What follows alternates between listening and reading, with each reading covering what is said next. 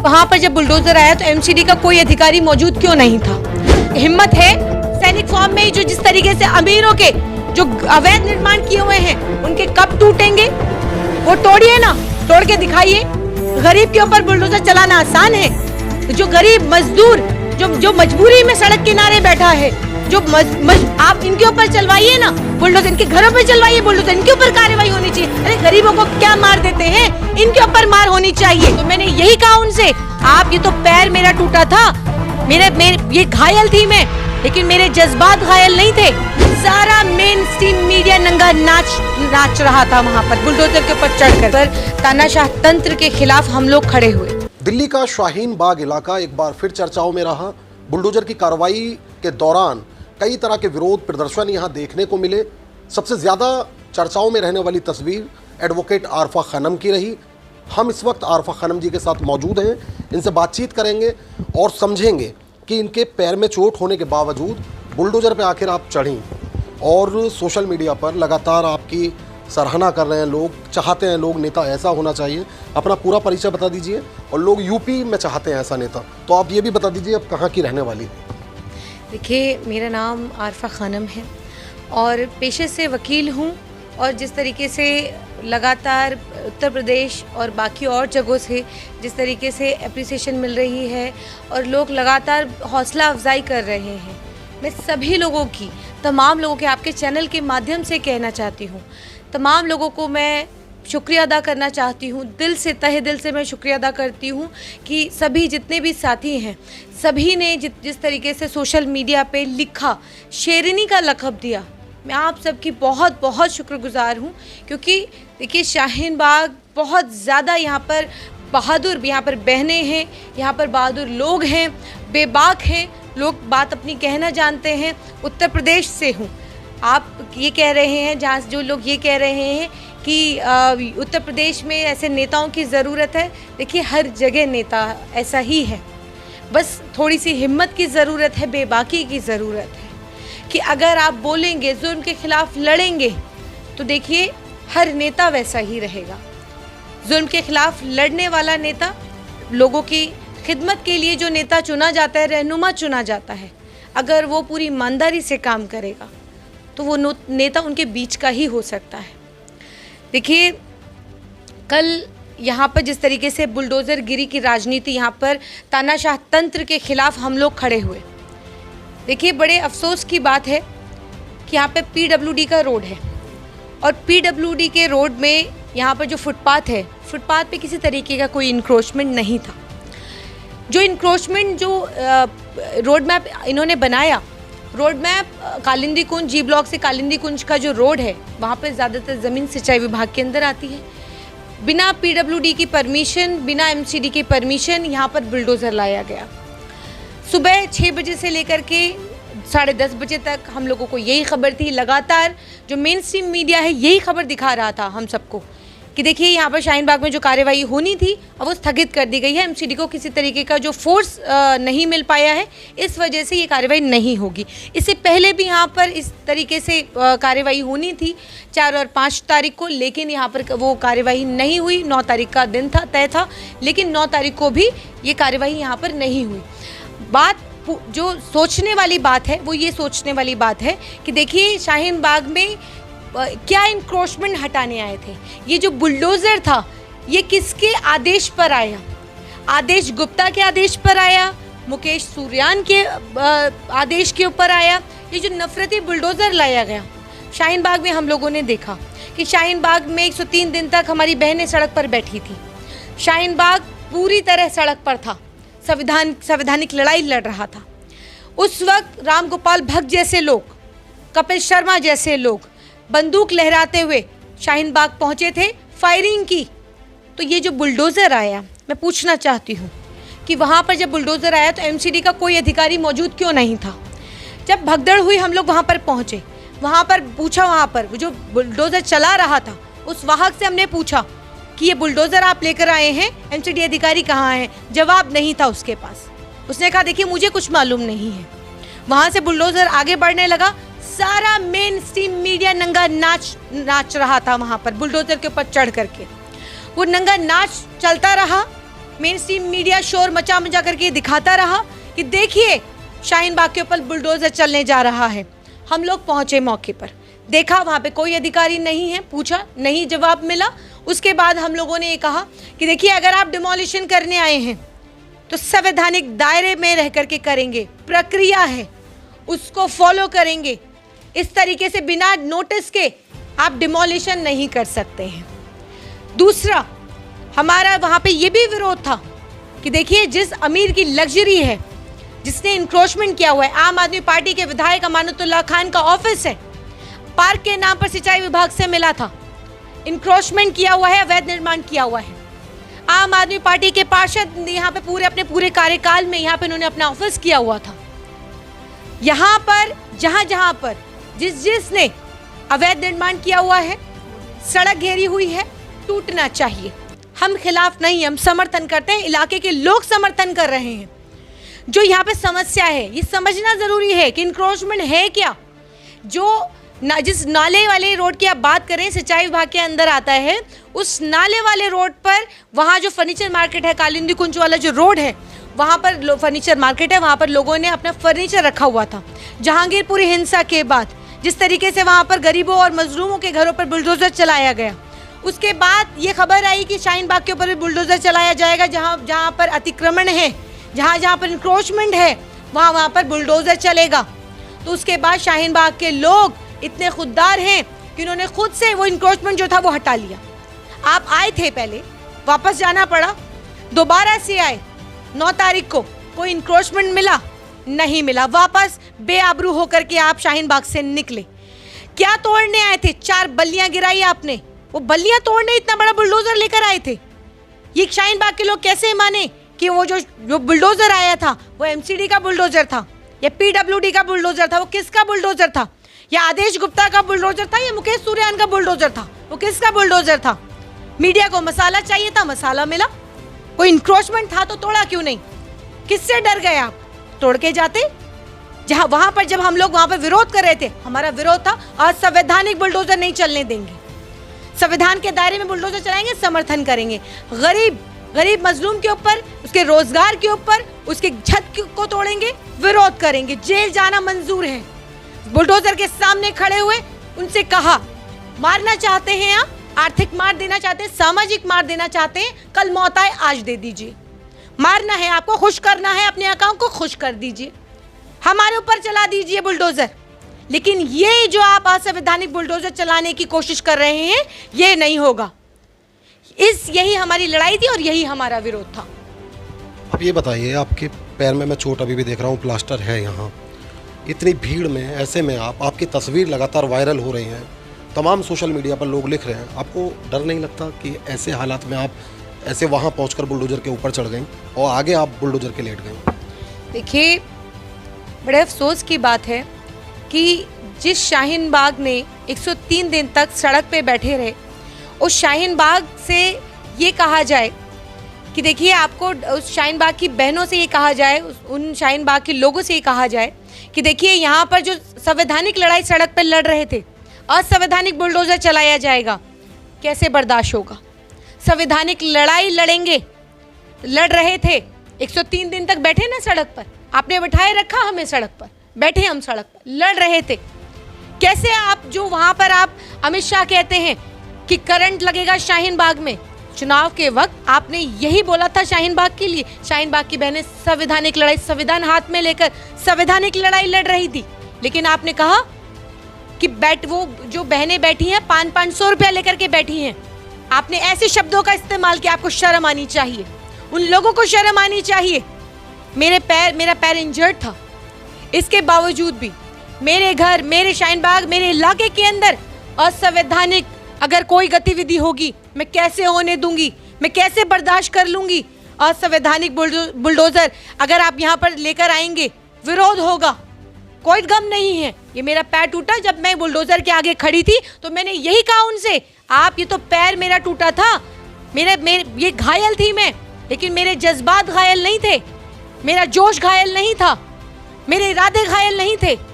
मैं उनसे यही कह रही थी, आपको चलाना है तो पहले आरफा खानम के ऊपर चला दीजिए, किसी गरीब के ठेला तोड़ने से पहले, किसी गरीब का छत तोड़ने से पहले आप आरफा खानम के ऊपर चला दीजिए। आपका वोटर खुश होगा। जो कम्युनल वोटर जिसको आप खुश करने के लिए ये सब करते हैं, नफरत की राजनीति करते हैं, उसको खुश करना है आपको, चला देते हैं हमारे पर बुलडोजर, मर जाते हम। स्थानीय विधायक हैं जिन पर आप आरोप लगा रही हैं अतिक्रमण उन्होंने खुद करके रखा है, वो भी इस जो कल का ही प्रदर्शन रहा है उसमें रहे हैं, उन पर एफआईआर भी हुई है। मेरा सवाल आपसे है कि आम आदमी पार्टी और भाजपा ये दोनों कौन, आप क्या मानती हैं? मतलब कोई खेल चल रहा है क्या दोनों के बीच? आप कह रही हैं अतिक्रमण आम आदमी पार्टी के खुद के स्थानीय विधायक ने किया। देखिए, चोर चोर मौसेरे भाई, ठीक है, और चोर चोर जब मौसेरे भाई हैं तो जाहिर सी बात है, अब इस वक्त जब ये सब चल रहा था, जब हम लोग सड़क पर थे, तो इनसे पूछना हम चाहते हैं कि जो आपने अवैध निर्माण किया हुआ है, हम तो उसको चाहते हैं कि उसको वो टूटना चाहिए। पार्क की जमीन थी, आपने पार्क की जमीन को किस तरीके से अपना आलिशान ऑफिस बना लिया है, हम तो चाहते हैं वो टूटे। जहाँ जहाँ पे आपने अवैध निर्माण किया हुआ है, जहाँ पे आपने इंक्रोचमेंट किया हुआ है, जिन अमीरों की लग्जरी है, मैं शुरू दिन से कह रही हूँ, जिस अमीर की लग्जरी है वो तोड़ी जानी चाहिए। और दिल्ली के अंदर 1600 कॉलोनी अवैध हैं। शाहीन बाग का कौन सा हिस्सा आप तोड़ना चाहते थे? क्या आपका प्लान था? क्या आपका मैप था? किस प्लान के तहत आप यहाँ पर आए थे? तो इस तरीके के जो आम आदमी पार्टी के विधायक और आम आदमी पार्टी के पार्षद जो बाद में आकर के प्रोपेगेंडा और बाद में आकर के ये जो राजनीति कर रहे हैं, तो ये देखिए सारा का सारा खेल है, ये खेल करने आए हैं। जिस वक्त वहां पर बुलडोजर आया था उस वक्त बताते ना, समझाते ना, उस वक्त पूछते, सवाल करते। बाद में आप क्या करने आए थे? बाद में आप फोटो खिंचवाने आए थे, वाहवाही लूटने आए थे। अवैध निर्माण तो आपने किए हुए हैं, टूटना चाहिए। और चाहे वो कोई भी हो, मैं किसी का भी कह रही हूँ आपके चैनल के माध्यम से, वो कोई भी हो, अगर वो मेरा भी, अगर कहीं मैंने भी कोई अवैध निर्माण किया हुआ है तो वो मेरा भी टूटना चाहिए। आदेश गुप्ता जो आदेश कर रहे हैं दिल्ली में, पूरी दिल्ली में बुलडोजर चलवा रहे हैं, उन्होंने इंक्रोचमेंट किया हुआ है, उनका कब टूटेगा? अमीरों का हिम्मत है सैनिक फॉर्म में, जो जिस तरीके से अमीरों के जो अवैध निर्माण किए हुए हैं उनके कब टूटेंगे? वो तोड़िए ना, तोड़ के दिखाइए। गरीब के ऊपर बुलडोजर चलाना आसान है? जो गरीब मजदूर जो मजबूरी में सड़क किनारे बैठा है, जो मजबूरी में सड़क किनारे सोता है, छत तो दे नहीं सकते आप। 15 साल से भाजपा की सरकार है केंद्र, और 15 साल से एमसीडी के अंदर भाजपा उगाई का काम कर रही है। तो जिस तरीके से 15 सालों से आप अतिक्रमण के नाम पर जो अधिकारी वसूली कर रहे हैं, जो अधिकारी वसूली करके आलिशान बंगले में रह रहे हैं, आलिशान गाड़ियों में घूमते हैं, आपके बच्चे विदेशों में पढ़ रहे हैं, और चलेगा बुलडोजर किस पर? इनके ऊपर कार्यवाही हो ना, अधिकारियों पे कार्यवाही होनी चाहिए। 15 दिन से ज्यादा अगर कहीं पर इस तरीके का अतिक्रमण है, कहीं पर इस तरीके का कहीं कोई गरीब बैठा है, उसका इंतजाम कराइए। आप इनके ऊपर चलवाइए ना बुलडोजर, इनके घरों पे चलवाइए बुलडोजर, इनके ऊपर कार्यवाही होनी चाहिए। अरे गरीबों को क्या मार देते हैं, इनके ऊपर मार होनी चाहिए। जो आदेश गुप्ता है, इनकी ओर से एक ट्वीट आपने शायद वो देखा भी हो कि कांग्रेस इसे धर्म से जोड़ रही है, नहीं जोड़ना चाहिए, और ऐसा दावा कर रहे हैं कि जो मुस्लिम इलाके हैं दिल्ली के, उनमें रोहिंग्या रह रहे हैं, 5000 करीब रोहिंग्या रह रहे हैं। उनके पास कौन सा तर्क है जिस पर वो ये दावा कर रहे हैं? लेकिन इस दावे को लेकर आप देखिए, जब ये लोग बौखलाते हैं, तो जब ये अपने मकसद में कामयाब नहीं हो पाते हैं, तो इनकी बौखलाहट इन्हीं शब्दों से निकलती है।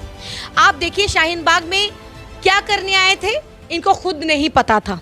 आए बुलडोजर, जो वहाँ पर बैरिगेड था, बैरिगेड तोड़ते हुए, वहाँ का डिवाइडर तोड़ते हुए बुलडोजर निकल गया। हम नहीं जानते वो किसका बुलडोजर था, एमसीडी का था भी या नहीं था, वो आदेश गुप्ता का था या मुकेश सूर्यान का था। लेकिन जब इस तरीके की वो भाषा का इस्तेमाल करते हैं तो उनकी नाकामी, निकम्मापन ये साफ तौर से झलकता है कि जिस तरीके से बौखलाहट में कभी मिनी पाकिस्तान कहते हैं, मुसलमानों को कभी आतंकवादी का जैसे शब्दों का इस्तेमाल करते हैं, और प्रोपेगेंडा चलाना तो इनके लिए बेहद आसान है। जिस तरीके से यहाँ बुलडोजर ये लाया गया, उसी तरीके से कुछ दिन पहले यहाँ पर इनके लोगों ने 10-15 गुंडे, जहाँ पे मैं बैठी हूँ इसी गली के अंदर, वर्तमान भारत के नाम से एक आदमी 10-15 गुंडों को लेकर आता है और वो कहता है देखिए यहाँ पर बांग्लादेशी जा रहे हैं, बांग्लादेशी जा रहे हैं। मैंने चुनौती दी उसको, मैंने उससे कहा है कि मैं चुनौती देती हूँ, यहाँ पर अगर बांग्लादेशी रहता है तो मुझसे आकर मिले और मुझे दिखाए, मुझे आकर दिखाए, नहीं तो कार्रवाई होगी तुम पर। यहाँ पर जिस तरीके से जहांगीरपुरी में हमने देखा, जहांगीरपुरी में हिंसा के बाद आदेश गुप्ता का पत्र सामने आता है कि हिंसा के बाद वहां पर कार बुलडोजर चलेगा। सामने आया कि नहीं सामने आया? सामने आया। उसके बाद आप किस तरीके से उसको आप घुमाने की कोशिश करने लगे। आपने कहा वहाँ तो बांग्लादेशी रहते हैं, वहाँ बांग्लादेशी रहते हैं, और फिर यहाँ शाहीन बाग में भी वही प्रोपेगेंडा चलाने की कोशिश की गई कि देखिए यहाँ पर आप बताइए तारों के नीचे से आए हैं या जहाज, पानी के जहाज से आए हैं या वीजा लेकर आए हैं।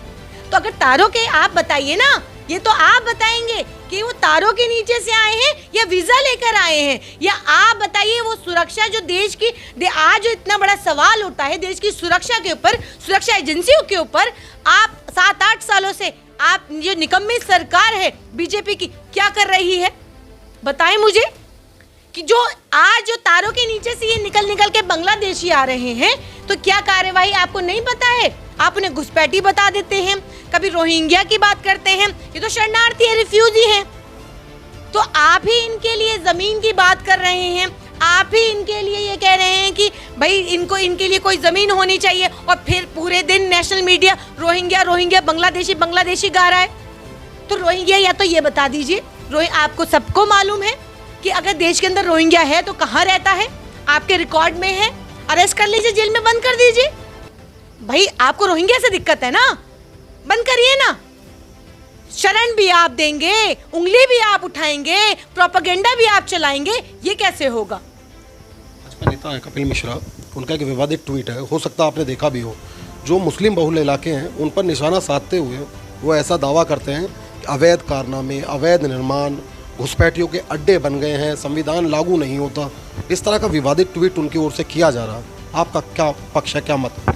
देखिए, इस तरीके के कपिल मिश्रा हो या अनुराग ठाकुर हो, हम लोग पहले भी देखते हुए आए हैं कि जिस तरीके के ये भड़काऊ बयान देते रहे हैं कि देश में रहना होगा तो जय श्री राम कहना होगा, और तमाम तरीके के जो विवादित बयान देते रहे हैं, तो जाहिर सी बात है ये क्यों देते हैं, ये हम सबको मालूम है कि अपनी राजनीति चमकाने के लिए इस तरीके के बयान देते हैं, अपनी कम्युनल वोटर को खुश करने के लिए ये इस तरीके के बयान देते हैं। और ख़ास तौर पर बीजेपी के तो जिस तरीके की ये राजनीति करते हैं, नफरत परोसने की राजनीति करते हैं, तो इसमें तो कोई दोहराए नहीं है। वो देखिए, किसी तरीके का भी प्रोपेगेंडा चलाने इनके लिए कोई डिफिकल्ट नहीं है, कोई मुश्किल नहीं है। अमन चोपड़ा जैसे पत्रकार जब नेशनल टेलीविजन पे 1 घंटे का शो चलाते हैं ये कहते हुए कि देखिए राजस्थान के अंदर, देखिए जहांगीरपुरी के बाद जहांगीरपुरी का बदला लिया गया राजस्थान सरकार ने, 1 घंटे का बाकायदा शो चलता है, अमन चोपड़ा के ऊपर 2-2 FIR होती है, गायब है।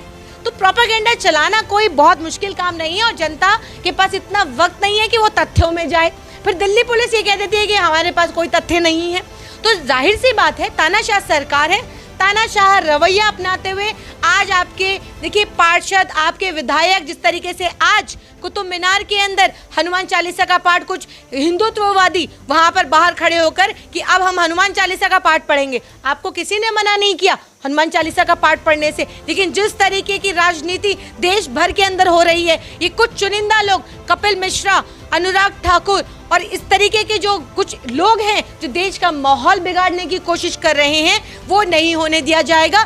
देश देखिए हिंदू, मुस्लिम, सिख, ईसाई सबका है, सबका खून शामिल है इस मिट्टी के अंदर, किसी के बाप का हिंदुस्तान नहीं है। जी, आप अधिवक्ता भी हैं, और अभी जो हिंसा हुई है जहांगीरपुरी में, मीडिया कवरेज आप लगातार देख रहे होंगे, बुलडोजर की कार्रवाई पे भी मीडिया कवरेज आप देख रहे होंगे। तो जिस तरह की घटनाएं होती हैं, जो संवेदनशीलता दिखनी चाहिए पत्रकारों के अंदर, क्या वो मुख्य धारा की मीडिया में अब दिखती है? देखिए, अब वो पत्रकारिता के मायने बदल चुके हैं। पत्रकार, पहले लोग टेलीविज़न इसलिए देखा करते थे और इसलिए न्यूज़ सुना करते थे ताकि उनको सच का पता करने के लिए कि आखिर वहाँ पे हुआ क्या। मीडिया सवाल करती थी, ख़ास तौर पे विपक्ष सवाल तो करता ही था, लेकिन जो सत्ताधारी पार्टियाँ थी उनसे सवाल बनता था। लेकिन आज देख लीजिए, आज इस तरीके से पत्रकारिता का क्या लेवल हो गया है। पत्रकारिता सुबह से शाम तक चिल्ला करके एक समुदाय के खिलाफ नफरत की राजनीति करना, अमन चोपड़ा सबसे बड़ा एग्जाम्पल है। फिर दूसरा एग्जाम्पल देखिए, सिद्धार्थ शुक्ला जैसे लोग जो ये बात कहते हैं कि देखिए अब हमें अजान से दिक्कत है, मुझे अजान से दिक्कत है, और मुझे इसके अंदर ये अजान में जो बोला जाता है इससे मेरी धार्मिक आस्था को तकलीफ होती है। तो जाहिर सी बात है, जो पत्रकारिता की जिस तरीके से मायने बदल गए, और आपने शाहीन बाग में देखा कि पत्रकारों को सवाल पूछना था, जो लोग वहां पर आए थे उनसे पूछना था कि भाई आप लोग ये क्या करने जा रहे हैं। तो बल्कि जब बुलडोजर वहां पर आया तो हाथ उठा के तालियां बजा रहे थे कि वाह शाहीन बाग के ऊपर अब बुलडोजर चलने वाला है। तो आप समझ रहे हैं कि किस तरीके की देश के अंदर राजनीति होने जा रही है, किस तरीके की और किस तरीके के पत्रकार यहाँ पर नफरत परोस रहे हैं। तो जाहिर सी बात है पत्रकारिता के पूरी तरह जो कि निष्पक्ष पत्रकार हुआ करते थे और पूरी तरह जो पत्रकारिता थी वो पूरी तरह पत्रकारिता बदल चुकी है और अब लोग भूल चुके हैं ये जो कुछ अब चुनिंदा पत्रकार रहे। मुस्लिम समाज से जुड़ा एक सवाल मेरा है, जो गांव हैं या छोटे शहर, वहाँ की जो मुस्लिम महिलाएं होती हैं ज़्यादातर घरेलू ज़िंदगी जीती हैं। जैसे आप बेबाकी से आज शाहीन बाग की एक बहन बुलडोजर पे आई, चोट लगी हुई थी, उसके बाद भी उसके हौसले बुलंद थे। ऐसी महिलाएं जो सामने आकर ना तो बात कर पाती हैं, ना अपने अधिकारों के लिए लड़ पाती हैं और जो आंदोलन होते हैं ना उनमें ही हिस्सा ले पाती हैं, ऐसी महिलाओं के लिए आरफा खानम क्या कहेंगी? देखिए मैं ये मानती हूँ कि हिंदुस्तान की कोई भी महिला कमज़ोर नहीं है। हर महिला, चाहे वो घर बैठी महिला हो, सड़क पर लड़ने वाली महिला हो, चाहे वो कोई भी महिला हो, जो आप उन महिलाओं की भी बात कर रहे हैं जो अपने लिए भी जो आवाज़ नहीं उठा पाती हैं। तो देखिए मैं उन सभी से यही कहूँगी कि आप कमज़ोर नहीं हैं। वो शक्ति है उसके अंदर, जब वो जननी है, जब वो जन्म देने वाली है, जन्मदाता है, तो जाहिर सी बात है वो कमज़ोर नहीं है। अपनी उस शक्ति को पहचानने की ज़रूरत है। कोमल है, कमज़ोर नहीं तू, शक्ति का नाम नारी है। तो ये समझने की ज़रूरत है उन महिलाओं को। तमाम हिंदुस्तान की महिलाओं से बोलूँगी कि जब जुल्म करेगा सत्ता के गलियारों से, चप्पा चप्पा गूंज उठेगा इनकलाब के नारों से। तो जो भी जुल्म जब करेगा तो उसके खिलाफ आवाज़ उठाने की ज़रूरत है। आवाज़ नहीं उठाएंगे तो देखिएगा एक दिन ऐसा आएगा। आज महंगाई, बेरोज़गारी के ऊपर कोई चर्चा होने को तैयार नहीं है, लेकिन खास करके मेरी बहनें इस बात को बखूबी समझ रही हैं कि जिस तरीके से आज महंगाई चरम पर है, आज घर में जिस तरीके से वो राशन वो 10,000 रुपये का भरवाती थी तो आज उसके वो डबल भरवा रही हैं। तो सबसे ज़्यादा मार अगर पड़ी है तो गृहिणियों पर पड़ी है, मेरी बहनों पर पड़ी है। तो हम लोगों को ये समझने की ज़रूरत है और जुल्म के खिलाफ बोलने की, आवाज़ उठाने की और चिल्लाने की बेहद ज़रूरत है। तो ये आरफा खानम शेरवानी हैं, जिनकी ओर आरफा खानम है, ये अधिवक्ता, माफ़ कीजिएगा, जिनकी ओर से जो बातचीत की गई है उसमें 3 बातें समझ में आती हैं। महिलाओं को अपने अधिकारों के लिए आगे आना चाहिए, नेताओं के नफरती बयानों से कई तरह की जवाबदेही जो है ख़त्म हो जाती है, इसलिए नेता लगातार नफरती भाषण देते हैं और कहीं ना कहीं जो मुख्यधारा की मीडिया है उसको लेकर भी उसकी जो कार्यशैली है, इनकी ओर से उस पर कई सवाल खड़े किए गए हैं।